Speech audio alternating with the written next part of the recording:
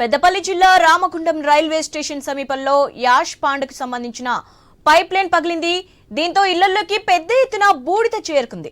ఒక్కసారిగా బూడిద నీరంతా పరిసర ప్రాంతాల్లోకి రావడంతో ప్రజలు ఇళ్ల నుంచి బయటకు పరుగులు తీశారు. ఎన్టీపీసీ విద్యుత్ పరిశ్రమకు సంబంధించిన బూడిద పైప్ లైన్ ద్వారా అక్బర్ నగర్ సమీపంలోని బూడిద చెరువుల్లోకి చేరుతోంది.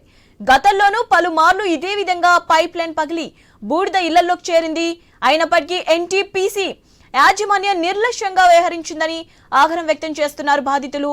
తమకు తక్షణ సాయం అందించి రక్షిత ప్రాంతానికి తరలించాలని కోరుతున్నారు. రైట్, దీనిపై మరిన్ని అప్డేట్స్ మా ప్రతినిధి విజయభాస్కర్ అందిస్తారు. విజయభాస్కర్, ఎలా జరిగింది ఘటన ఏంటి?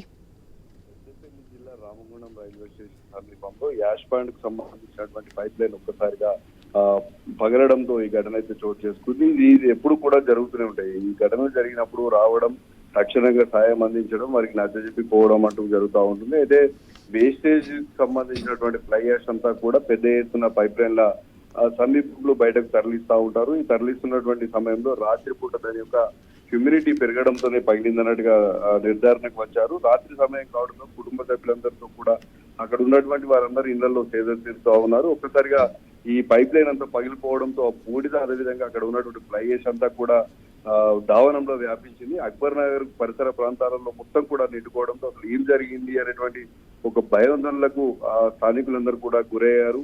అయితే పిల్లలతో వారందరూ కూడా బయటకు పరుగులు తీసినటువంటి నేపథ్యం. ఎందుకంటే రాత్రి పూట అసలే హ్యూమిడిటీ ఎక్కువ ఉంటుంది. అందులో తాజాగా ఉష్ణోగ్రతలు పెరిగినటువంటి తరంలో వారందరూ తెలియజేస్తున్నటువంటి సమయం కావడం, అది మిడ్ నైట్ కావడంతో పెద్ద ఎత్తున కూడా ప్రమాద స్థాయి పెరుగుతుందని చెప్పేసి భావించి అక్కడి నుంచి పరుగులు తీసినటువంటి నేపథ్యం అయితే మనకు అక్కడ రాత్రిపూట కనిపించింది. రామగుండం ఎన్టీపీసీ విద్యుత్ పరిశ్రమకు సంబంధించినటువంటి ఈ పైప్ లైన్ ను నిత్యం అక్బర్ నగర్ సమీపంలో బూడిద చెరువులోకి చేరుతా ఉంటుంది. ఇది ఘటన చోటు చేసుకున్నటువంటి సమయంలో అంటే ప్రమాదం అయితే ఏం జరగలేదు, కానీ ఒక్కసారిగా దావనంలో వ్యాపించడంతో స్మోక్ ఒకటి, అదేవిధంగా టైర్స్, అదేవిధంగా బూడిద నీరంతా కూడా వ్యాపించడంతో ఏం జరుగుతుందో కూడా కొద్దిసేపు వారికి పాల్పోనటువంటి పరిస్థితి కనిపించింది. ఇక ఎన్టీపీసీకి సంబంధించినటువంటి యాజమాన్యం ఎప్పుడు కూడా నిర్లక్ష్యంగా వ్యవహరిస్తుంది. అక్కడ ఉన్నటువంటి పైప్ లైన్ తీసేయాలంటే కాలం చెల్లినటువంటి పైప్ లైన్ తీసేయాలని చెప్పినప్పటికీ కూడా సొసైటీ అంటుంది. దీనిపైన ఇటు ఎన్టీపీసీ అధికారులతో పాటు ప్రభుత్వం కూడా స్పందించాలంటూ స్థానికులు కోరుతా ఉన్నారు. పెద్దపల్లి జిల్లా రామగుండం అంటేనే కూడా